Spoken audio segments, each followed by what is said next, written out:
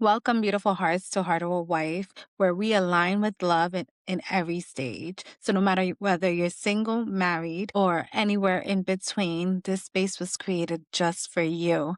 I am your host, Tatiana Cruz, and today we have a powerful episode, a powerful series coming to you.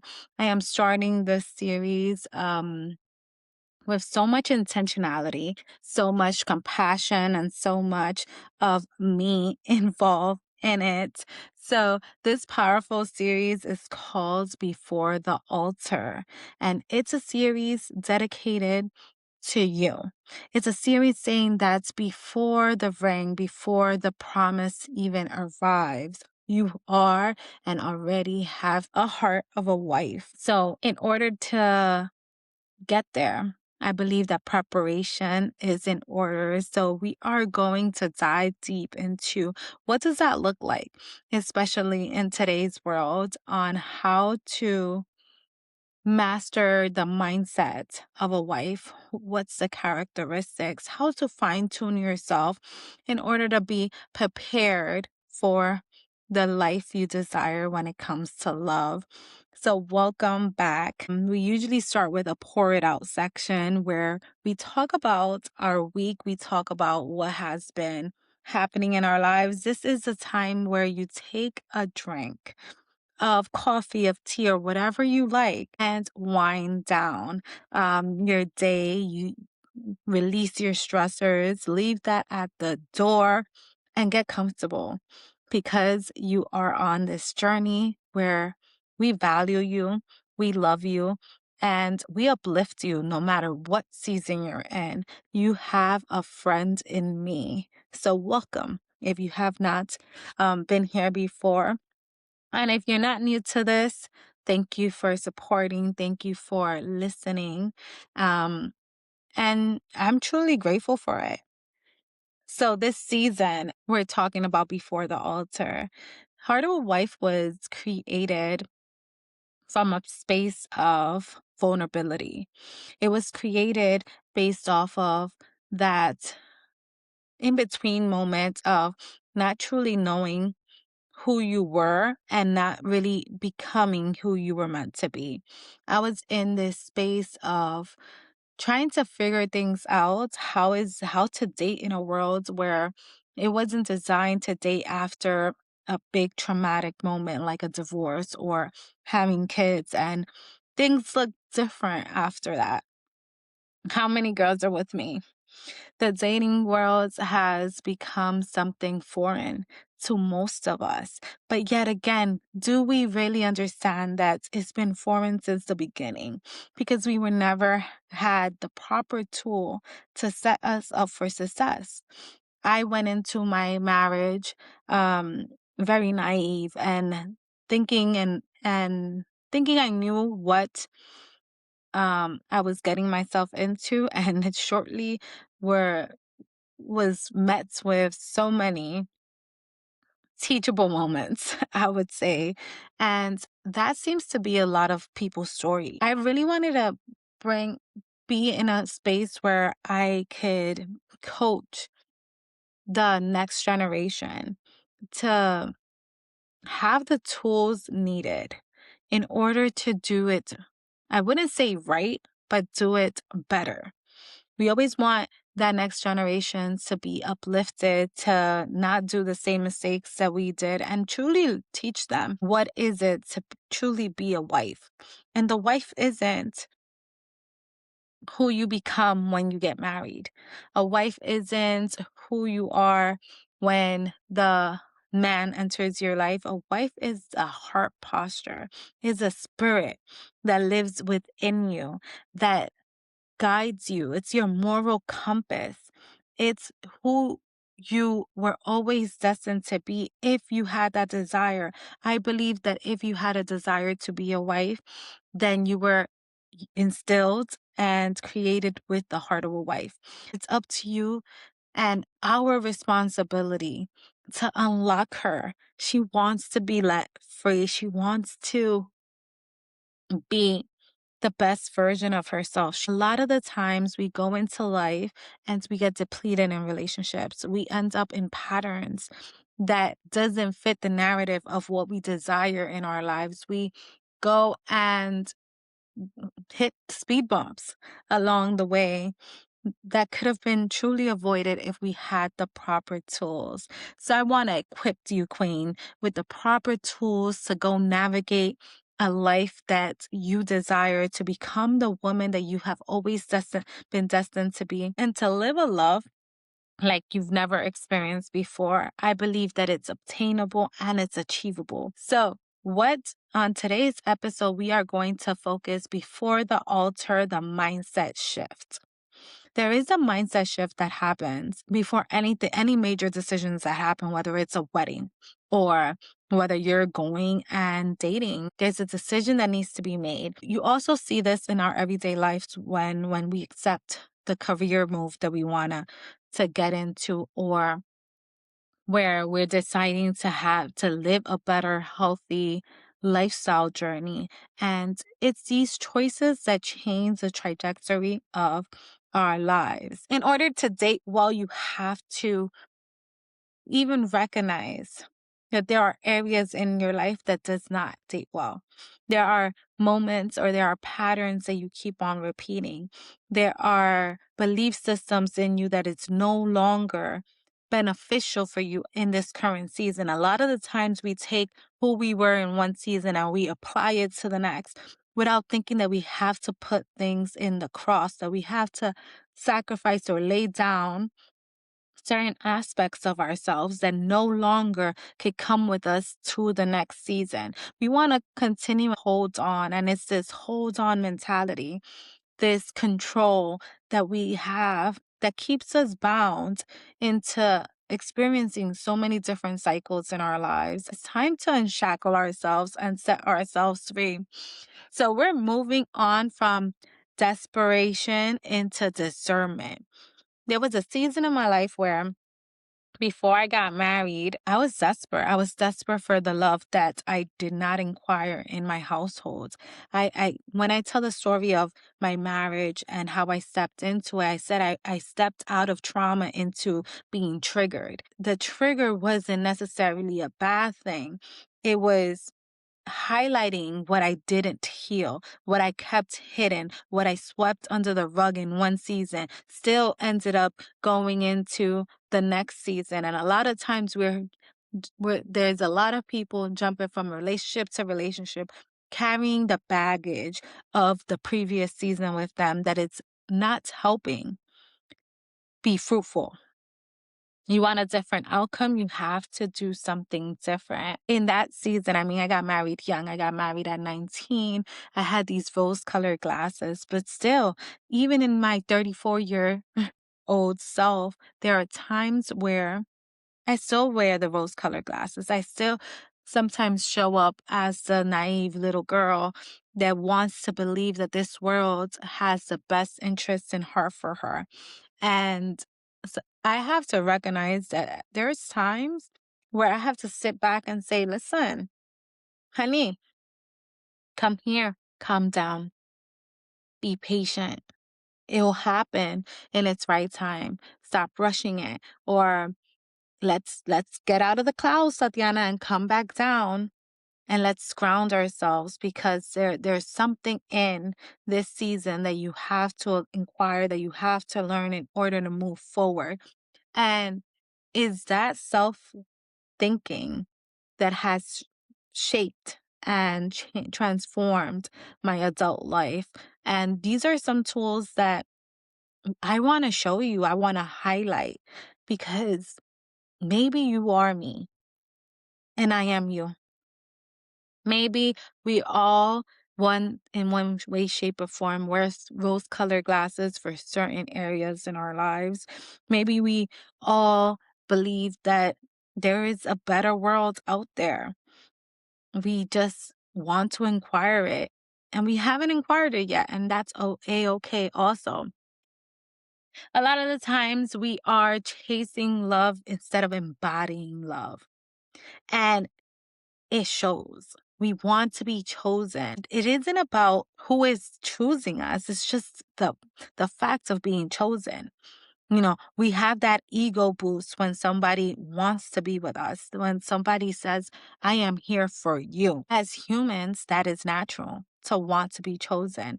Nobody wants to be left behind. Nobody wants to feel like they're not good enough or worthy enough to be chosen. But yet, a lot of the times we are going out and chasing the love that we did not have. When I sit back and talk about my marriage and how even it started, I was living in the top, in the peak. I got into the college that I wanted, which was my first choice, which was a college I knew I was going to go to in middle school. So I already had a pre-planned destination on this is what my life was going to look like. And I was working towards it. Talking about a girl that was focused, I was so focused.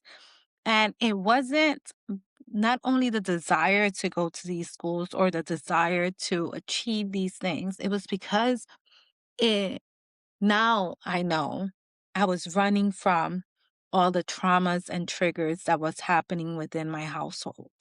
I didn't want to confront something that wasn't going to change. So I inquired these goals. I inquired to control the narrative of what I could control. And at that point was my schooling. It then hit me like a ton of bricks when I sat and then got married, not knowing that it was all for all the wrong reasons.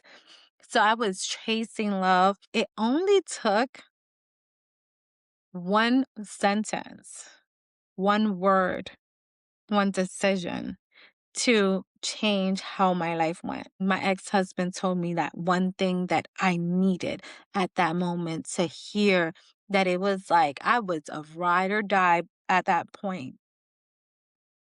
Yet now I know that that girl that stepped into that marriage, that girl didn't know herself. She didn't know her worth. She had low self-esteem.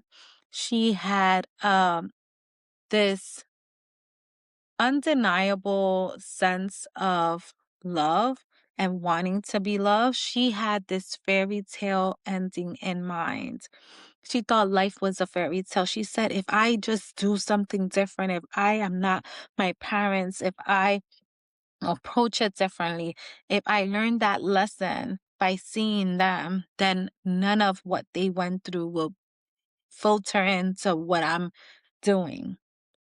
Oh, sure, I was wrong. How many of us are wrong in how we enter something believing that it cannot be me? This was their story. This wasn't my story. And because it wasn't my story is going to succeed. I got the knowledge I have, or what I thought. I had a different mentality. I got this. Oh, sure, was I wrong? A lot of us have a fear of being alone instead of enjoying your own life. There are times where I kid you not, um, in my alone adult life, it's one of the best feelings ever. What I didn't value back then is something that I truly value now, and it's peace of mind. Yet, in the beginning, it was fear of being alone. I didn't want to be alone. I was so fearful of not being chosen, of being the last one left out, of feeling so broken that nobody ever would want a person like me, that I operated that in every area in my life, in how I showed up for my friends, how I people pleased, how I said yes when I truly wanted to say no, how I did not use my voice in order to stand my ground. I was like this person that could be swayed in each and every direction because I didn't truly know who I was, and I wasn't deeply rooted or planted in my beliefs, in my identity, and knowing me. I was taking so much on because I feared of not being alone. I was trying to control all the narrative. And in controlling the narrative, I started to be in so many situations that although now I am happy I was because I've learned from it, but situations that I could have avoided altogether. All this falls in line. You're talking about control, you're talking about the fear of being alone, and even stemming into people pleasing, this pick me energy. I just wanted to be chosen and it didn't matter by whom. I started evaluating how I fit into other people's life, into being the perfect mold for them, that I never stopped to really ask, are they the perfect mold for me? Is it beneficial for me, for them to be in my presence? Is the fruit that they're planting or the seeds that they're planting in me are fruitful? I never ever asked those questions. I really um just thought, how am I showing up in their lives? How can I improve their lives? How can I help them? How can I give them the hope that I never got in return? I was operating from a space of trauma and brokenness,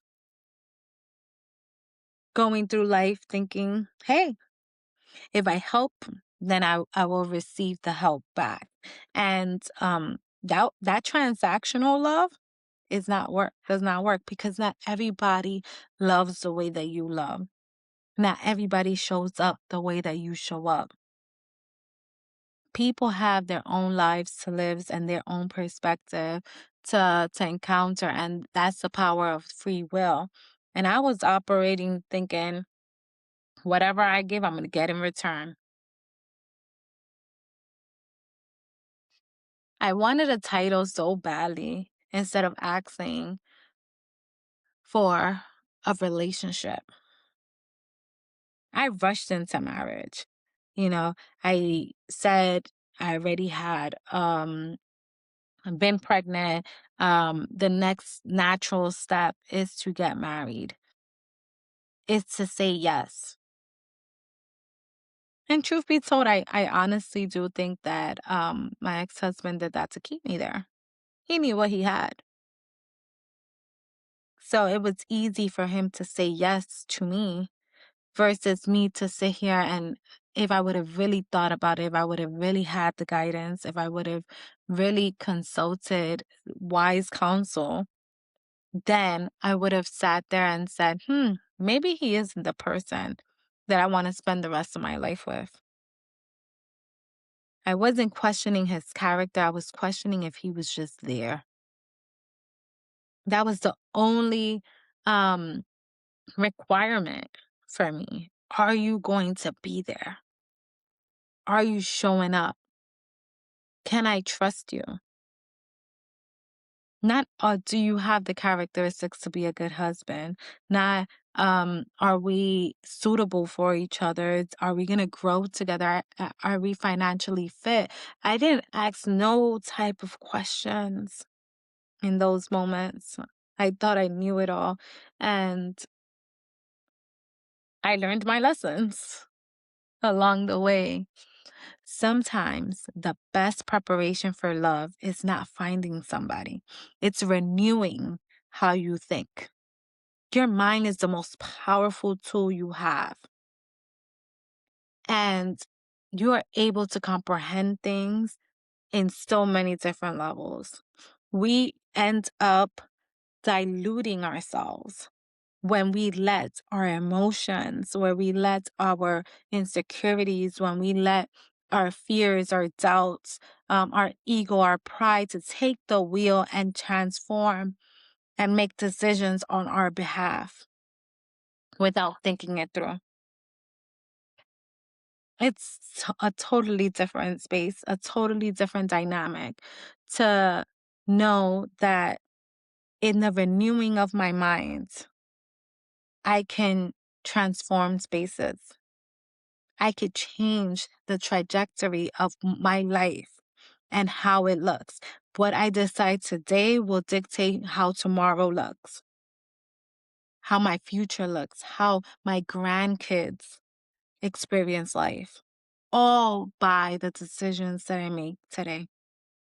It doesn't only affect you, it affects everyone around you. You create a ripple effect with your decisions.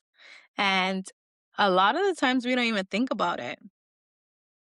So, why does modern dating feel so exhausting? Well, we lived in a generation, we lived in a generation where not much healing was done. Our parents did the best that they could with what they had, and they didn't have as much as we thought. It's different when you see a mother and a father when you're a kid and you see their lives and you say, I can't wait to be an adult. I can't wait to buy my own things. I can't wait to have X, Y, and Z. But what we didn't realize is it came with a price. And that price, they didn't show it to us. They shielded us from it.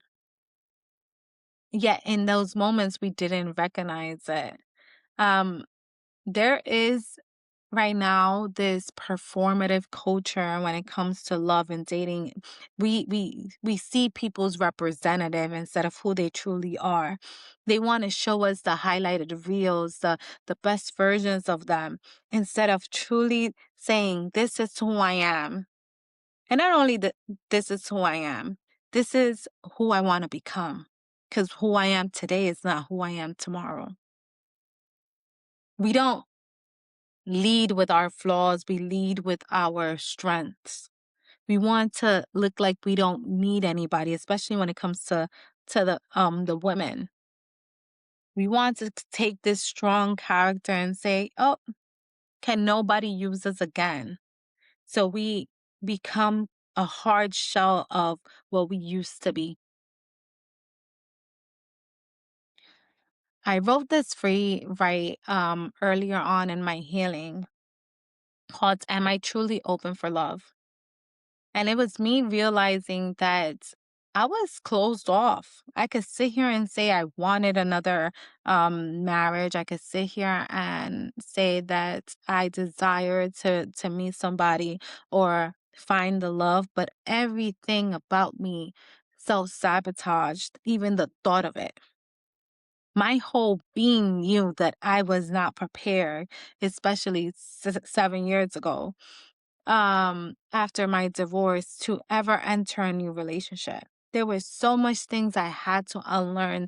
There was a pruning that had to be done within me prior to even looking for somebody. I had to relearn who I was. I wore so many hats that I got lost in the titles versus who I really am, my identity from within. I forgot my core values. What were they and how they're supposed to influence my life. I was wavering with everything that came along the way. I was seeking validation like it was nobody's business.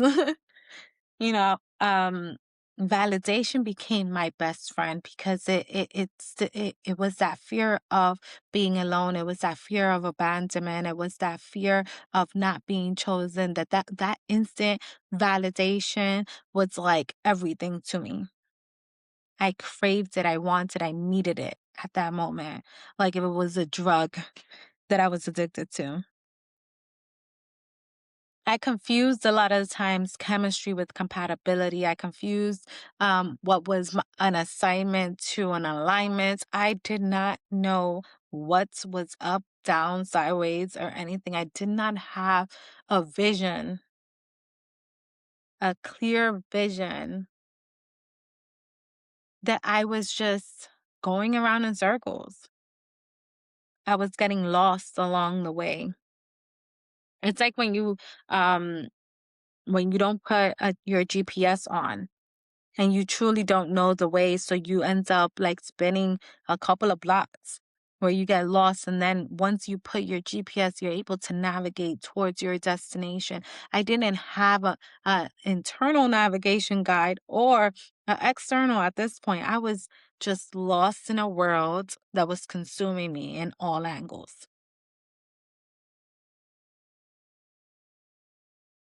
I was entertaining unavailable people. I developed a captain's mentality where I wanted to save the unsaved souls. I was doing community work out in these streets. I was trying to change others, and that was the sense of control that if I change them and I make them better, then one they would choose me. They would recognize that I was there for them. But I also have to not deny that it was the same control of saying, I don't want to focus on my own stuff, so I might as well focus on others. I could fix the other person's because it's easier to look from the outside in versus sitting here and saying, there's a lot of things that you need to fix, Tatiana. I had to put a mirror up on myself, but I was putting the mirror up for others. I was dating from a place of wounds instead of wisdom. Everything was a red flag. Everything was a trigger. And if it wasn't my way, then it's the highway. Um, I was in the most toxic place in my life, especially after my divorce. I ended up going into a great depression afterwards. I ended up um, hitting rock bottom. And in the form of my rock bottom, it's me sitting on the floor in the dark, asking God, why? Why? It wasn't in that moment, I thought that it was rock bottom, but really, what that moment was the reconstruction of who I am, of recognizing that I had the ability to change and transform anything and all things in my life. That this doesn't have to be the end all be all of my story, that I had a decision to make. And for the first time in my life, I was able to stand on my own 2 feet and say, I am going to change for you.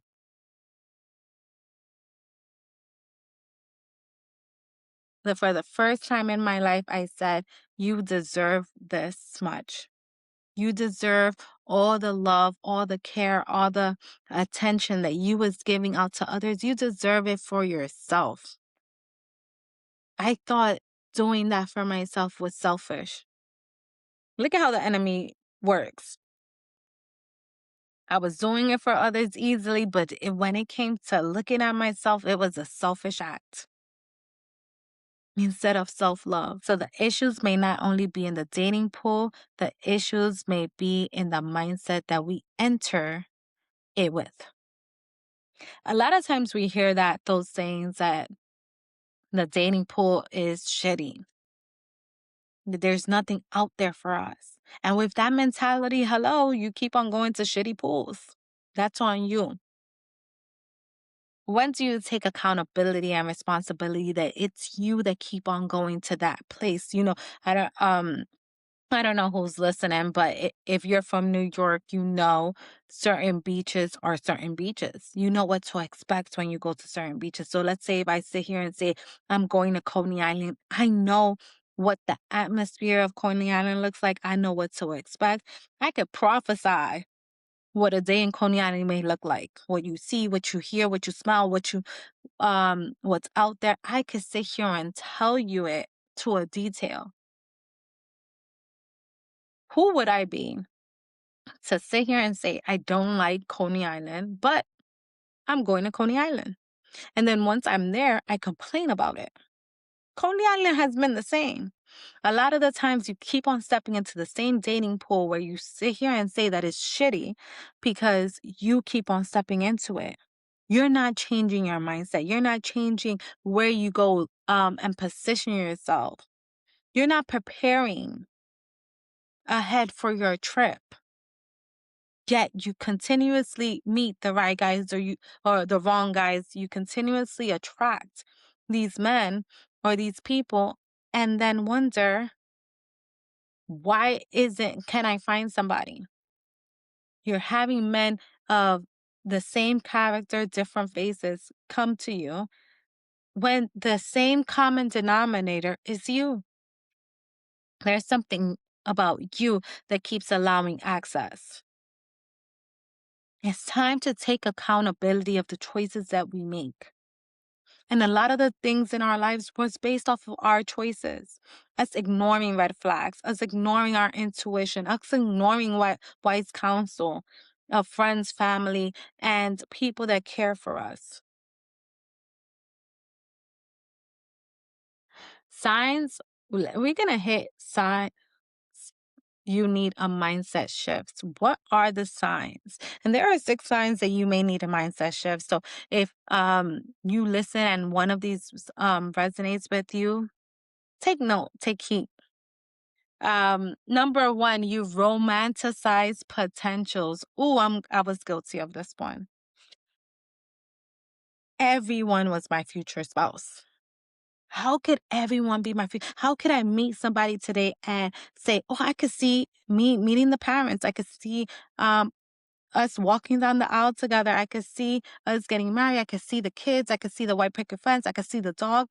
Listen, there is no exclusivity. If you could put if you could attach any man to the vision of marriage, that means you're not vetting properly. That means you desire marriage so much that you're just inserting the man into the prevision that you already um put in your minds. Oh, um, he ain't that bad. He has potential. There's a difference with knowing that you have potential and um being a person that has potential but is in action. And a lot of the times we sit there and say, well, we could change him. Well, he's always subject to change. Um, he does this, but maybe later on he'll think different. Oh, he doesn't believe in marriage, but maybe later on after we're in love and I show him that being with me is the best experience of his life, he is going to change his mind and wants to marry me. There are a lot of the times we are making excuses for the potentials that we create on the other person. We romanticize the potential versus saying like, this is who he is. And if, let's say, he never changed, am I willing to sit here and still love him unconditionally even after?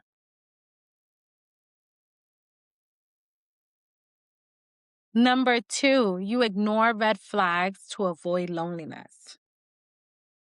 How many people don't like confrontations, and because they don't like confrontations, um they just avoid things altogether. These are the same people that have not developed the tools to have proper communication with someone, to not argue with them but have a discussion on how things unfold. So instead of having a discussion or sharpening their communication skills, they just ignore the red flags that are in front of them just to avoid not being lonely, just to avoid not someone rejecting them. A lot of these times we have this fear of rejection. We want to get chosen so badly that we are willing to bypass a few red flags along the way. Red flags are like a red light on a traffic stop. Understand that if you keep on bypassing that red light, you will, one, either cause a crash within yourself or to others, or you're going to pay the price with a ticket. Red flags in people are no different. You're going to either crash into a wall that you chose because you learned you decided to ignore that red flag. Or you are going to pay the price by accumulating a trigger or trauma that you was never meant to accumulate. But something is taken in the process. Number 3, you think being chosen equals being valued. Oh, I got to be his wife. He married me. I was on my high horse when I was married. The wife title came into my head, and can nobody tell me nothing different. I was a wife. I rocked my ring that I bought. um, and I wore it with pride. It was more about the title than about the person. It was more about me being a wife than him being a husband. I felt valuable. I felt set apart. I wasn't like X, Y, and Z because I was different. I was married. But just because I was married doesn't mean that the man that I got married to valued me. Doesn't mean that the man that I got married to was a husband. Doesn't mean that he had the same visions as me for what this looked like in his life. And I had to learn the hard way that just because I held the title doesn't mean that he held me with the same values and standards. I don't even think that I held myself on the same values and standards. It was just about the title. Number 4, you feel behind in life because you're single. And this happens to us women all the time. If you sit here and say, oh, I thought I was supposed to be and this at this age, or you have that timeline of, I would never have children if I don't find a man in the next 40 days, in the next year or so, because I'm turning this age. And once that happens, it's over with. We put limitations between in our own world that makes us do rash decisions and rush decisions that were never meant to be rushed. We feel like this is a race to the end goal versus saying I this is a journey that I was made to enjoy along my way. Number 5, you attract chaos, but you call it passion. Ooh, so I had a toxica in me. I had I was a I had toxic tendencies. Let's just say in me at one season in my life when I was unhealed. Um, and I learned from childhood that chaos was passion because I attached the chaos that was happening in my life with the people.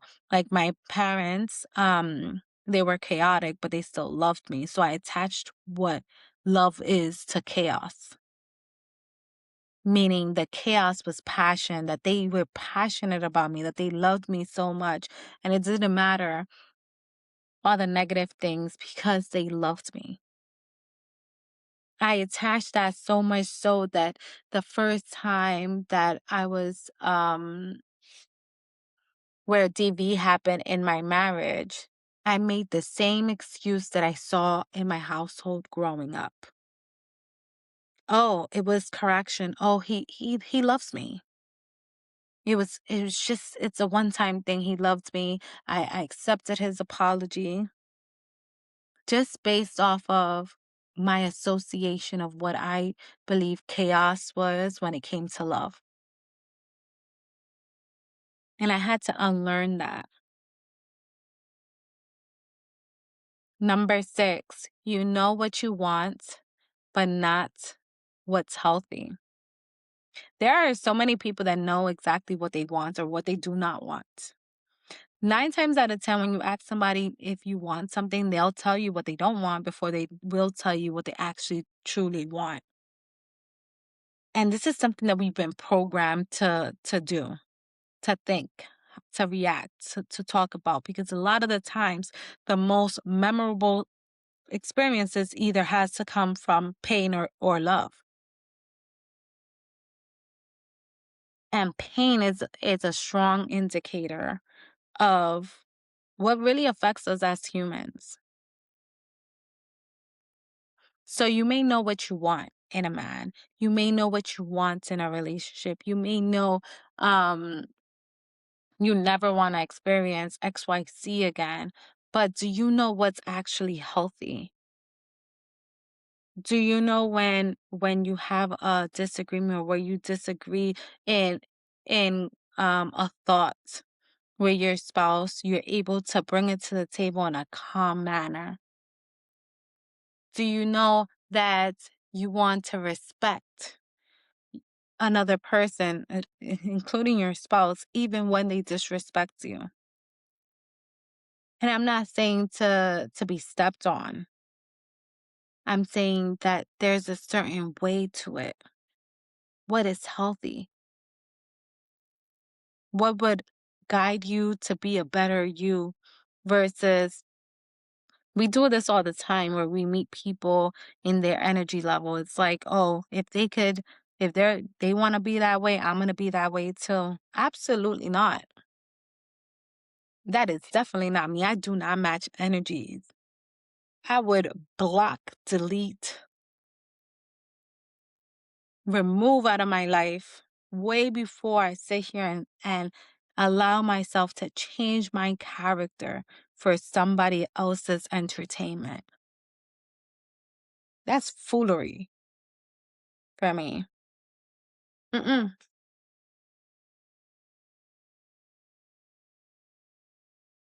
So that was the six signs if you need a mindset shift. If any of those resonate with you, one being you romanticize potential, two, you ignore red flags to avoid loneliness, three, you think being chosen equals being valued. Four, you feel behind in life because you're single. Five, you attract chaos, but call it passion. And six, you know what you want, but not what's healthy. If this resonates with you, then I urge you, sis, I urge you, brother, that a mindset shift is necessary in this time. So let's go into our whisper and wisdom portion. Our whisper and wisdom portion, where we highlight the whispers from our minds and our hearts and provide the wisdom to achieve it in the physical world.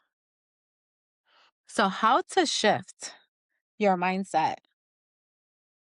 There are many ways to shift your mindset, but let's talk about how to begin the process. Um, Honestly, solitude will be your friend. Help your relationship with solitude. Help your relationships with that reflective moments of um you having a one-on-one with yourself, having a one-on-one with God if you believe in God, having some time to reflect. A lot of the times we don't allow space in between relationships for us to really hear our own thoughts. So solitude could be your best friend. And yes, I know that solitude is scary, especially for a person that doesn't want to be left alone or feels like they need company. But all things are uncomfortable until you make it comfortable. Raise your standards and your self-awareness. Is another step that I would sit here and say changes your mindset shifts. You want to know what your standards are. You want to know the standard practice of being self-aware in your own life and how does that show up. You ask better questions while dating. You don't sit here and ask questions like what's your favorite color or what's your favorite food. Those you learn along the way. You want to go into the deep questions that will tell you what character is this person that's in front of me. You want to stop auditioning for love and know that you are qualified to have the love that you seek because it already lives inside of you. Date with from peace and not panic. Date from a place where you're not rushing to the end goals, but you are enjoying the process and the scenery along the way. And become what you seek emotionally. A lot of times we seek in others what we cannot find in ourselves. So fine tune those weak areas or those areas that need improvement in your life in order to elevate you and uplift you into dating properly. I go into mindset shift in my coaching. I am doing a coaching masterclass, a 30-day reset challenge where we focus on resetting your minds and healing the wounds to prepare you for the wife within that will be released this May. I'm excited about that. So stay tuned for that.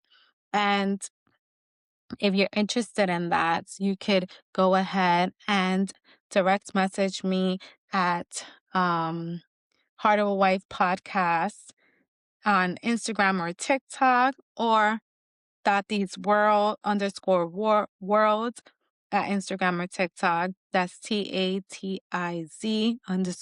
_world. You don't need to become perfect to date. You need to become aligned. Let me repeat that. You don't need to become perfect to date. What you do need is to become aligned. Dating will be so much enjoyable and so much simpler. I believe that you are here for a reason, that you are fearfully and wonderfully made, that you are chosen, and that you belong in so many rooms and so many areas. And I believe that it all starts with you first. So, alignment check. Ask yourself this week, do I want love or do I want validation? Am I ready and open for love or am I looking for validation? Am I dating from wisdom or am I dating for wounds? What patterns keep repeating in my life? And does my mindset support the love I say I desire? This is only the beginning for before the altar, because what happens before the commitment can determine and will determine what happens after it. I'll meet you here next time on Heart of a Wife.